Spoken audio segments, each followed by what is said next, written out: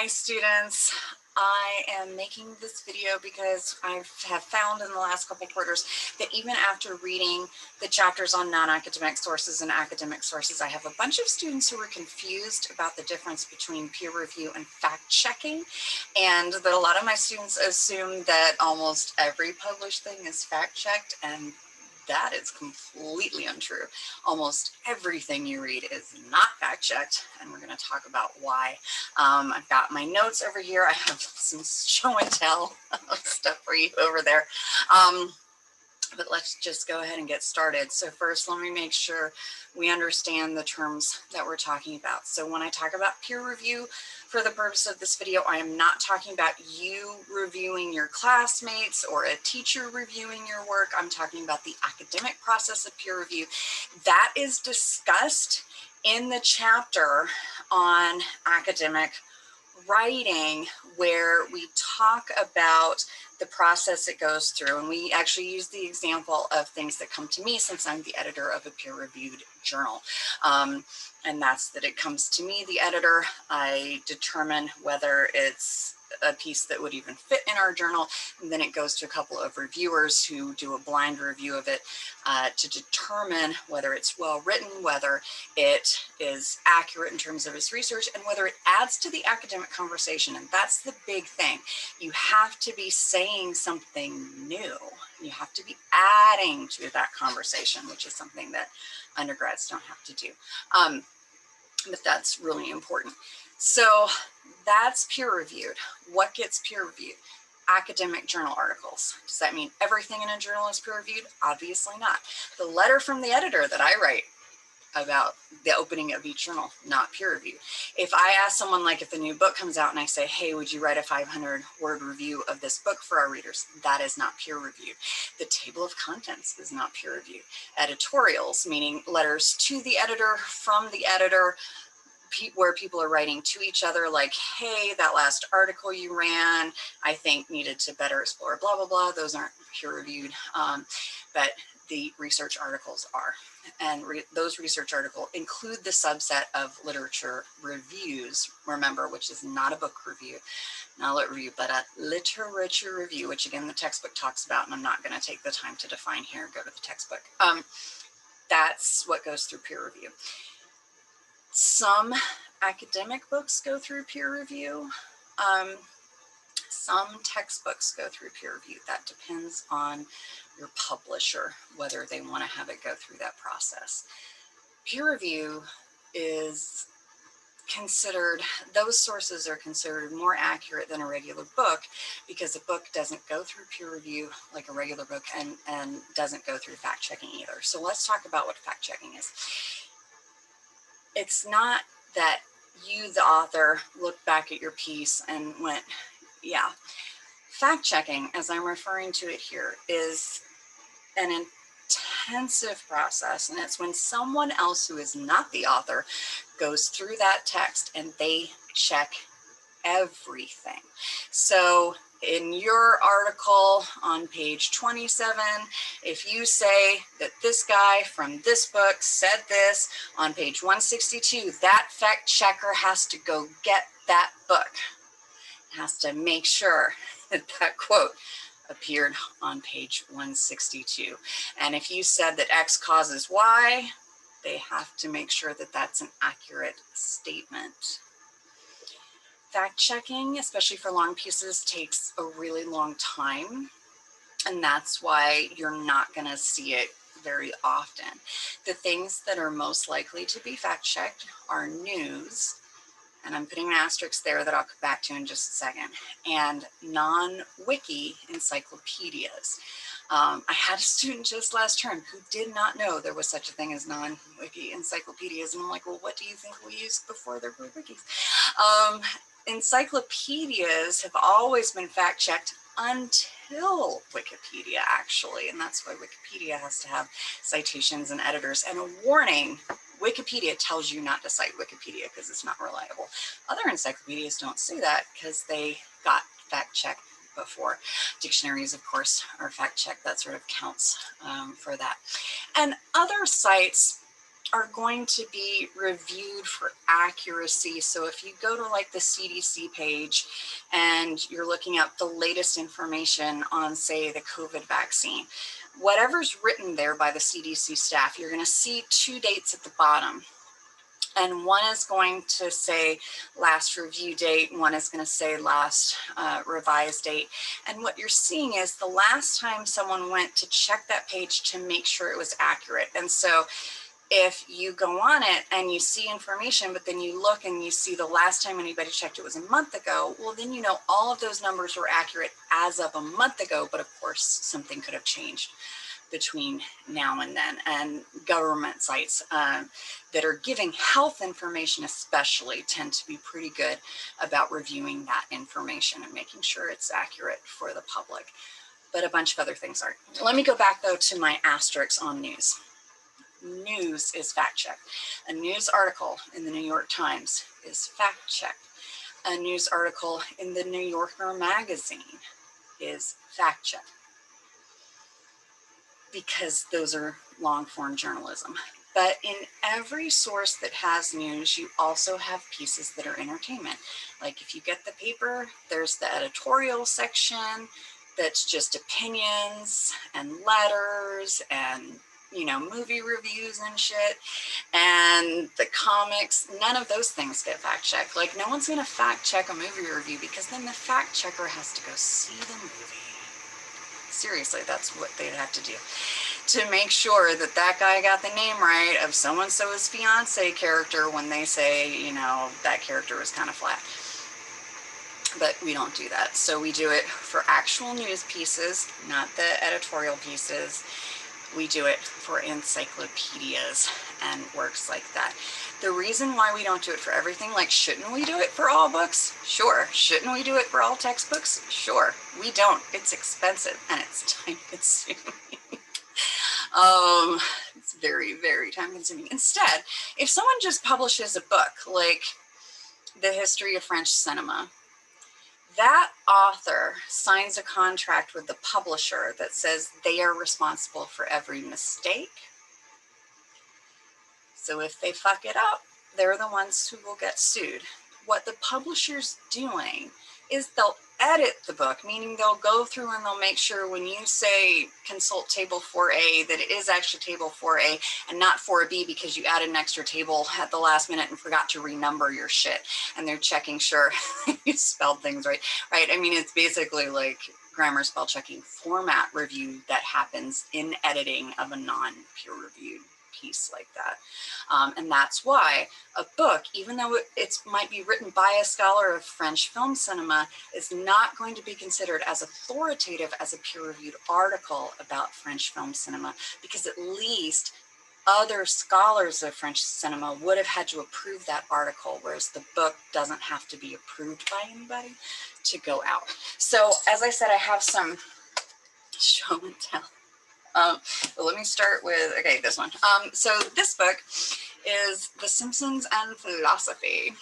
And this is a book that I'm not in, but a book that, of course, I read as a Simpsons scholar. And one of the things I noticed is that there are a ton of mistakes in this book. And I mean simple factual errors about what happens in episodes. There's one whole article that is about the significance of Maggie Simpson's silence that says she's never said a word, except that article was written and published after she had said her first word. This is not fact checked. This is not peer reviewed. And so you can have mistakes like that. And most books are not peer reviewed. This is a book collection that I edited by Cambridge scholars.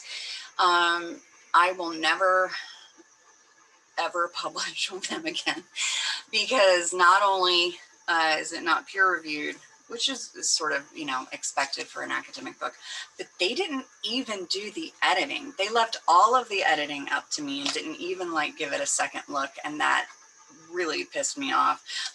So I would say this is like the least authoritative thing I've ever published, because only my eyes have been on it, kind of thing. Recent book, right? Simpsons, Beloved Springfield, not fact-checked, not peer-reviewed. Now, it was edited, and it was edited by Denise Duvernay and I, in terms of, we went through all the chapters and gave suggestions to the readers.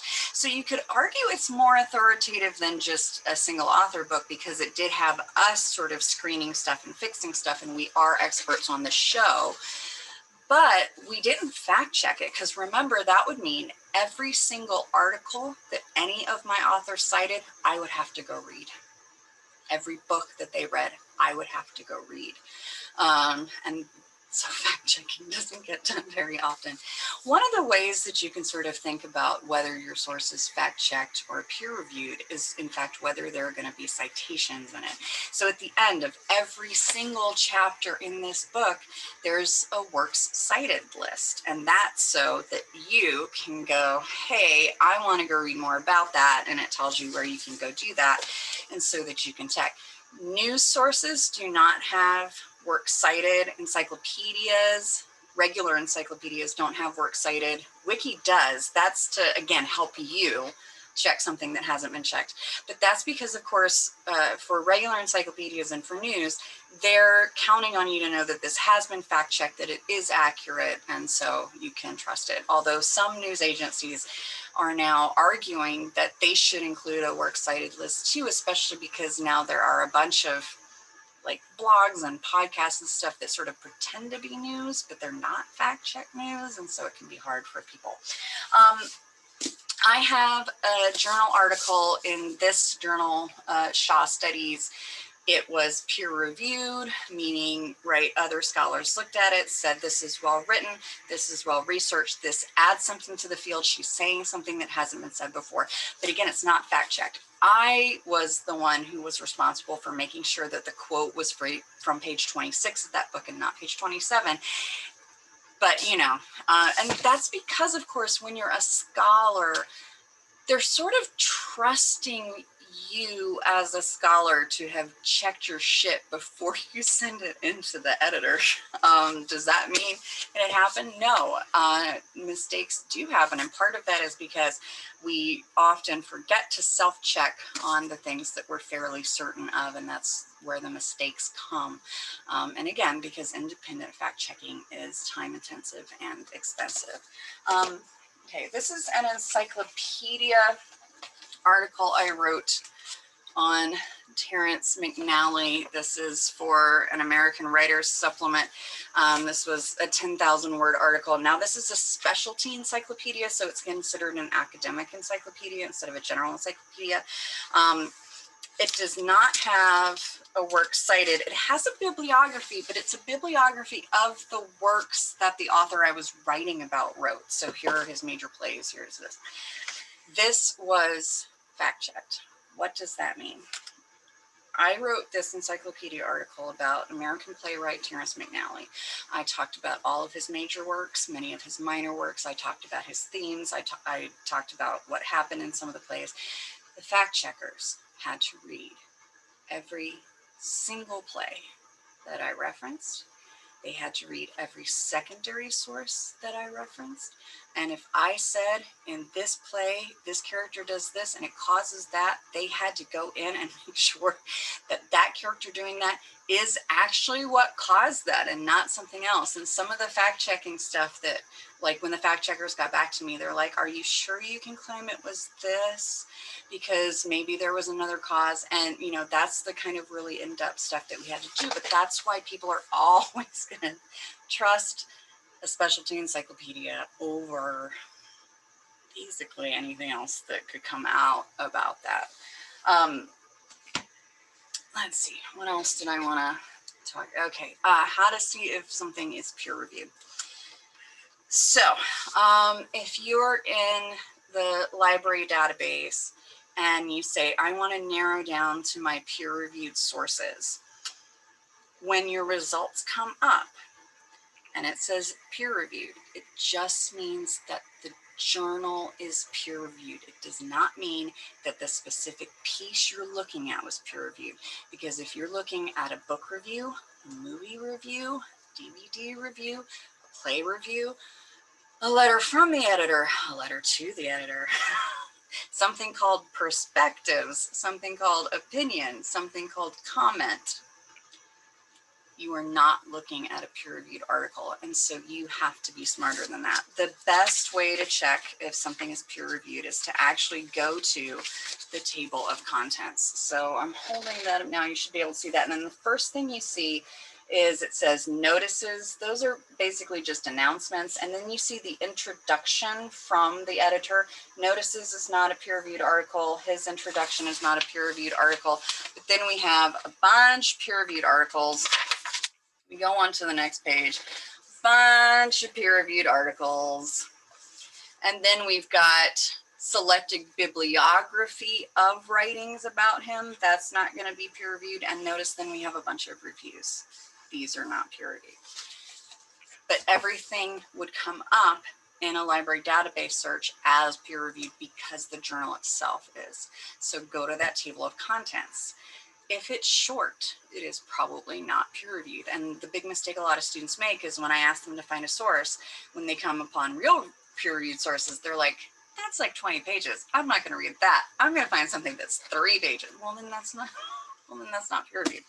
And you've got your problem there. The other thing that you can do is if you have access to Ulrich's database, and if you're a UC Davis student, you just go to databases, find Ulrich's. It's actually a meta database that shows you all of the journals and magazines and shit out there, and it tells you whether they're peer reviewed or not. Again, that won't tell you whether the exact article you're looking at in that journal is peer reviewed, because it could be a book review, but it tells you whether the actual journal is. And of course, if you're ever in doubt, contact the librarian. That's what they're for. Okay, I hope that this clarified some things about peer review and fact checking. Almost nothing is both peer reviewed and fact checked. I've never written anything that was both peer reviewed and fact checked. But you know, I've written magazine journalism that's been fact checked. I've written it in encyclopedias, literary encyclopedias, those have been fact checked. And I've done a lot of things that are peer reviewed. You know, like I said, this book, not peer reviewed, but you know, this source was peer reviewed, this textbook. That's a difference in publisher right there. If there are questions, let me know. I hope this video helps the exercise you're about to do. Okay, bye.